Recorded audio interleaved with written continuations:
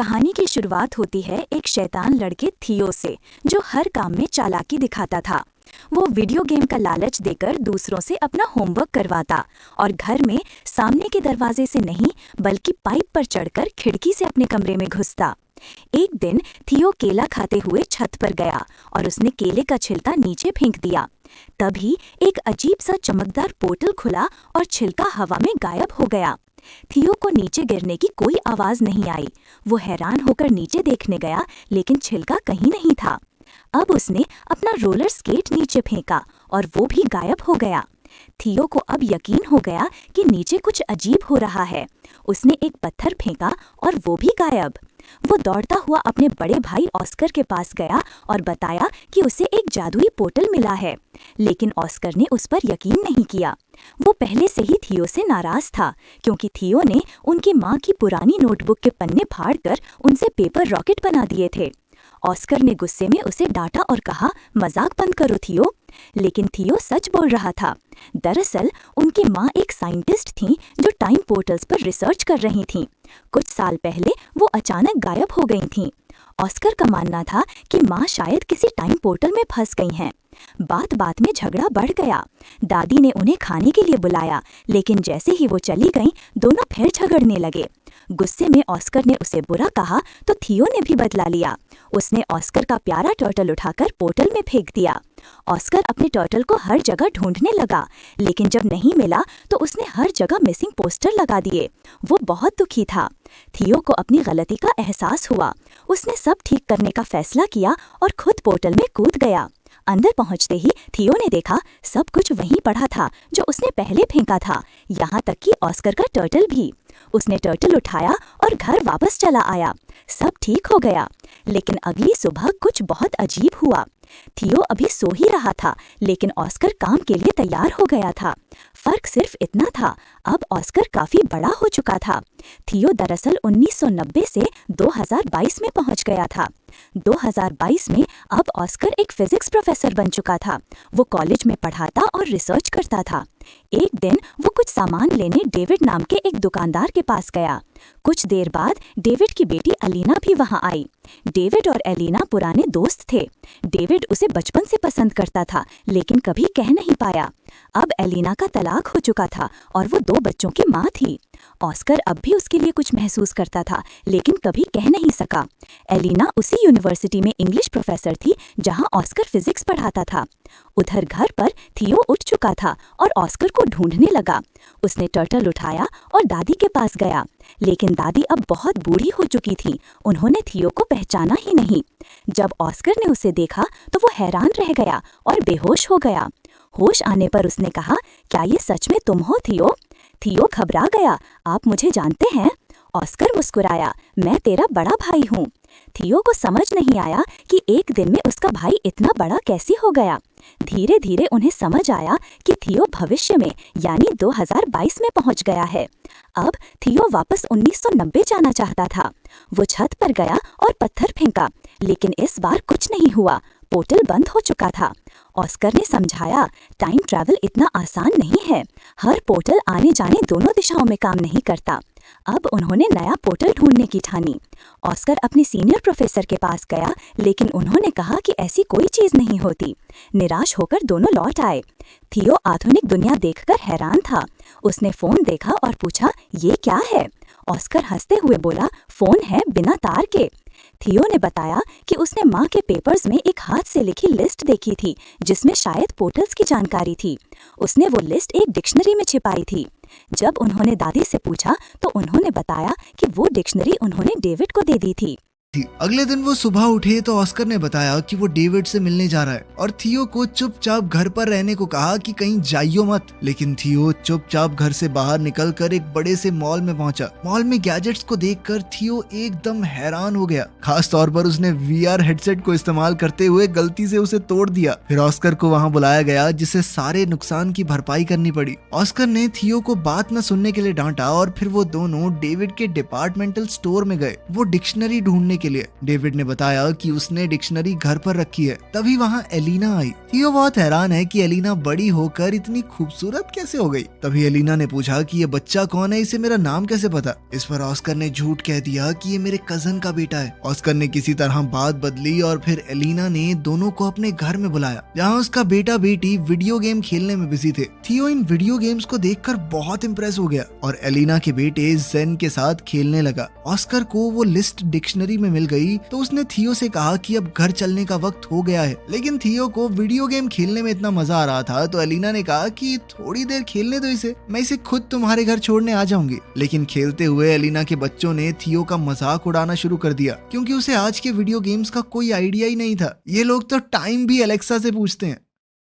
वापस जाकर थियो और ऑस्कर काम पर लग गए। छत पर जाकर ऑस्कर ने बताया कि लिस्ट में अलग अलग पोर्टल्स की जगह बता रखी है। इन दोनों ने बताई हुई जगहों पर चीजें फेंक कर टाइम पोर्टल्स को ढूंढने की कोशिश की, लेकिन कुछ नहीं मिला। ऑस्कर को लगा उसने कैलकुलेशंस में कुछ गलती की है और वो दोबारा से कैलकुलेशंस करने लग गया। इस दौरान थियो उससे पूछने लगा कि तुम हमेशा अकेले क्यों रहते हो और कोई दोस्त वगैरह नहीं है तुम्हारा, और खासकर एलिना को अपनी फीलिंग्स क्यों नहीं बताई आज तक। ऑस्कर ने कैलकुलेशंस करते हुए जवाब दिया कि भले ही एलिना का डिवोर्स हो गया है, लेकिन मुझे नहीं लगता हमारे बीच में बात बन सकती है। बिना ऑस्कर को बताए थियो ने ऑस्कर के फोन से मैसेज करके डेविड, एलिना और एलिना के बच्चों को घर पर डिनर के लिए बुला लिया। जब ये लोग दरवाजे पर आए तो ऑस्कर सबको देखकर चौंक गया। थियो ने बताया कि मैंने सबको फोन करके बताया और ऑस्कर उसकी शैतानी समझ गया। उनकी इस मुलाकात में ऑस्कर और एलिना एक दूसरे के करीब आ गए और अगले दिन एलिना थियो को शॉपिंग भी करवाने ले गई, उसे नए कपड़े दिलवाने। ट्रायल रूम में थियो हमेशा की तरह फुटबॉल की मजाकिया कमेंट्री कर रहा था। उसकी ये हरकत एलिना को याद आ गई और वो पहचान गई कि ये ऑस्कर का छोटा भाई थियो है। उसने थियो को गले लगाया और पूछा कि इतने साल गायब होने के बाद भी तुम्हारी उम्र क्यों नहीं बढ़ी। थियो ने बताया कि मैं एक टाइम पोर्टल में कूद गया था, जिसकी मदद से वो सीधा 1990 से यहाँ पहुँच गया 2022 में।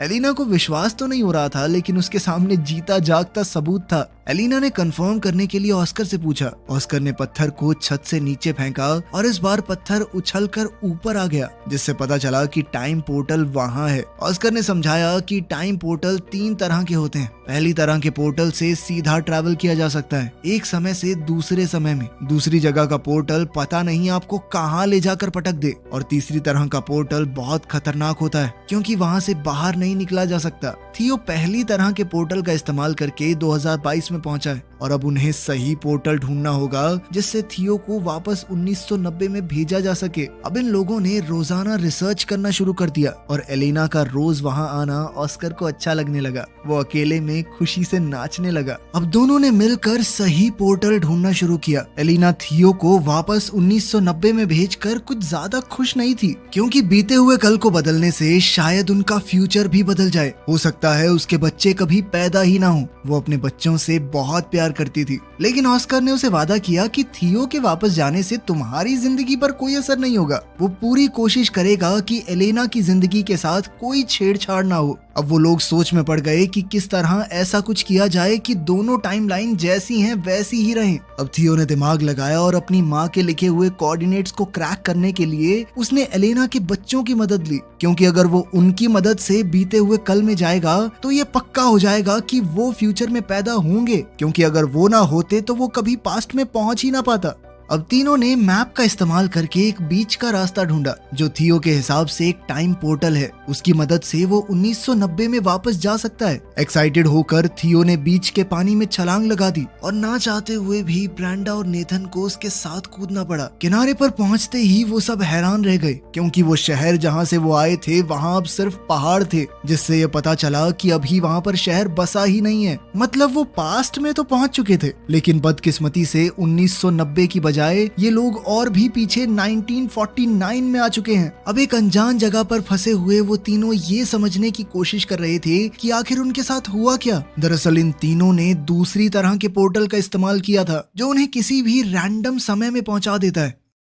वहीं 2022 में परेशान एलेना ने ऑस्कर को फोन करके बताया कि थियो और दोनों बच्चे गायब हैं। ऑस्कर ने बताया कि शायद उन्हें 1990 वाला पोर्टल मिल गया है और अब ऑस्कर और एलेना को भी उन्हें वापस लाने के लिए वहां जाना होगा। 1949 में इन तीनों के पास ना तो पैसे हैं, यहाँ पर उनका फोन भी काम नहीं कर रहा और तो और अब तीनों बच्चे भूख से भी परेशान थे। तभी ब्रेंडा और नेथन ने दिमाग लगाया कि हम अपने गैजेट्स का इस्तेमाल करके एक mind reading magic show perform कर सकते हैं। नेथन थोड़ा दूरी पर बैठ गया और ब्रेंडा ने अपनी आंखें बंद कर ली। थियो एक बोर्ड पर नाम लिखकर सामने खड़ा हो गया। अब वायरलेस ईयरफोन्स का इस्तेमाल करके नेथन ने नाम पढ़कर ब्रेंडा को बताया और लोगों को लगा कि ये जादू है। लड़की बिना देखे नाम कैसे बता रही है, इसके पास जरूर कोई शक्तियां हैं। ऑडियंस बहुत खुश हुई और सब तालियां बजाने लगे। इससे उनके पास पैसे तो आ गए, लेकिन जल्द ही पुलिस ने ये सब देख लिया। पब्लिक में बिना परमिशन ऐसा कुछ काम करने की मनाही थी। थियो ने जैसे ही पुलिस को आते देखा, उसने अपने साथियों को वहाँ से भागने का इशारा किया और तीनों तुरंत वहाँ से निकल गए। भागते हुए एक अनजान आदमी ने इन तीनों को किडनैप कर लिया और किसी अनजान जगह पर ले गया, जिससे अब इन बच्चों की जान पहले से और भी ज्यादा खतरे में थी। उधर 2022 में थियो और एलेना को 1990 के पोर्टल की एंट्री मिल गई। दोनों ने हाथ पकड़े और पोर्टल में कूद गए। एलेना सच में टाइम ट्रैवल करके ऐसा महसूस कर रही थी मानो सपना देख रही हो। 1990 में थियो के मिसिंग पोस्टर हर जगह लगे हुए थे। 1949 में बच्चों को किडनैप करके वो आदमी एक ऐसी गैंग के पास ले आया जो सरकार के विरुद्ध थी। गैंग के लीडर ने पूछा कि इन बच्चों को यहाँ क्यों ले आए, तो इस आदमी ने बताया कि ये बच्चे गैंग का सीक्रेट कोड जानते हैं। थियो ने कंफ्यूजन में पूछा कि कौन सा सीक्रेट कोड वर्ड। उस आदमी ने बताया कि जो सीटी की आवाज थियो ने पुलिस से भागने के लिए निकाली थी, वो इस गैंग का कोड वर्ड है। ये सीटी थियो को उसकी दादी ने सिखाई थी। तभी गैंग की एक जवान औरत वहाँ आई। ये थियो की दादी है। जब वो जवान थी, थियो को पता चला कि उसकी दादी कभी इस गैंग की मेंबर थी। यहीं से उन्होंने वो सीटी बजानी सीखी है और उनसे थियो ने किसी को बताया नहीं कि ये उसकी दादी है, क्योंकि सब उसे पागल समझते। लेकिन वो इस औरत के गले लग गया। ये गैंग गवर्नमेंट के खिलाफ है, लेकिन लोगों की भलाई के लिए काम करती है और उनका इन बच्चों को कोई नुकसान पहुंचाने का इरादा नहीं था। इसीलिए वो तीनों अभी के लिए वहाँ सेफ हैं। दूसरी तरफ 1990 में ऑस्कर और एलेना बच्चों को ऑस्कर के घर में ढूंढ रहे थे, लेकिन वहाँ तो कोई भी नहीं था। अचानक उन्हें किसी की आवाज आई और दोनों कबर्ड में छुप गए। ये छोटा ऑस्कर है जो थियो के खो जाने के दुख में रो रहा है। फ्यूचर से आए ऑस्कर को ये देखकर बहुत दुख हुआ। 1949 में तीनों बच्चे उस गैंग के रहन सहन में ढलने शुरू हो गए थे, क्योंकि उन्हें लग रहा था कि वो जिस पोर्टल से यहाँ आए हैं वापस नहीं जा सकते। थियो की जवान दादी भी उनके साथ है, इसलिए थियो को ढलने में ज्यादा मुश्किल नहीं हो रही थी। थियो ने मौका देखकर अपनी दादी से कहा कि हमारे साथ एक फोटो ले लो और साथ ही अपनी दादी से कहा कि इस फोटो को हमेशा संभाल कर रखना। जब आप बूढ़े हो जाओगे तब भी इसे फ्रेम करवा के रखना। इससे साल 1990 में दादी के फोटो फ्रेम में अचानक चेंज आ गया। अब इस फोटो में थियो, ब्रेंडा और नेथन भी दादी के साथ हैं। थियो ने 1949 में इस फोटो के पीछे टाइम पोर्टल के कोऑर्डिनेट्स भी लिख दिए, जिससे 1990 में मौजूद ऑस्कर और एलेना को उसे ढूंढने में मदद मिल जाए। अब ऑस्कर और एलेना को लगा कि उन्हें वापस 2022 में जाना होगा, ताकि वो सही पोर्टल से 1949 में पहुंच सकें और तीनों बच्चों को बचाकर वापस ला सकें। एक बार 1949 में पहुंच गए तो सब लोग 2022 में जाएंगे और वहां से थियो को 1990 में वापस भेज देंगे। ऑस्कर और एलेना पहले 2022 में वापस गए और थियो के दिए हुए कोऑर्डिनेट्स का इस्तेमाल करके 1949 में पहुंचे। वहां थियो ने दादी की गैंग के मेंबर्स को बताया कि उसका भाई ऑस्कर उसे लेने आएगा, इसलिए दो लोग पहले ही वहां खड़े थे। दादी की सिखाई हुई सीटी जब इन लोगों ने बताई तो उसका रिस्पॉन्स ऑस्कर ने वैसी ही सीटी बजा कर दिया, जिसके बाद ऑस्कर और एलेना को दादी की गैंग के पास ले जाया गया। एलेना अपने बच्चों को ठीक हालत में देखकर बहुत खुश हुई, लेकिन थियो अब वापस नहीं जाना चाहता था। उसे अब 1949 में ही अच्छा लग रहा था। ऑस्कर को यह सुनकर बहुत बुरा लगा। उसने थियो से कहा कि माना भाई हम दोनों लड़ते हैं, लेकिन इसका मतलब ये तो नहीं कि एक दूसरे से प्यार नहीं करते। वो नहीं चाहता उसका छोटा भाई उसे छोड़कर चला जाए। ऑस्कर ने कहा कि तेरे जाने के बाद मैं कितना समय तुझे याद कर करके रोया हूँ, तू सोच भी नहीं सकता। तभी वहाँ उनकी यंग दादी आ गई। ऑस्कर उसे देखकर हैरान था, लेकिन कुछ बोला नहीं। अब इन सबको 2022 में वापस जाने का टाइम पोर्टल ढूंढना है, इसलिए गैंग का एक आदमी उन्हें गाड़ी में छोड़ने जा रहा था। ये आदमी और कोई नहीं बल्कि ऑस्कर और थियो के दादाजी हैं। जल्द ही उन्हें 2022 में वापस जाने का पोर्टल मिल गया और अब ऑस्कर ने थियो को वापस 1990 में भेजने की तैयारी कर ली। वो वाला पोर्टल वो पहले ही ढूंढ चुके थे उस कंस्ट्रक्शन साइट पर। थियो वापस नहीं जाना चाहता था क्योंकि 1990 में उसके पास कोई नहीं है, उसके माँ बाप नहीं थे, वो बहुत अकेला महसूस करता था। उसने ऑस्कर से कहा कि मैं अब तुम्हारे साथ रहना चाहता हूँ, तुम मुझे थोड़ी थोड़ी पापा की याद दिलाते हो। ऑस्कर ने बड़े प्यार से थियो को गले लगा लिया और समझाया कि 1990 वाला ऑस्कर भी बहुत अकेला है, उसे थियो की वहाँ बहुत जरूरत है। अगर तुम अच्छे से रहोगे तो मैं वादा करता हूँ कि मेरा छोटे वाला वर्जन भी तुम्हारा बहुत ध्यान रखेगा।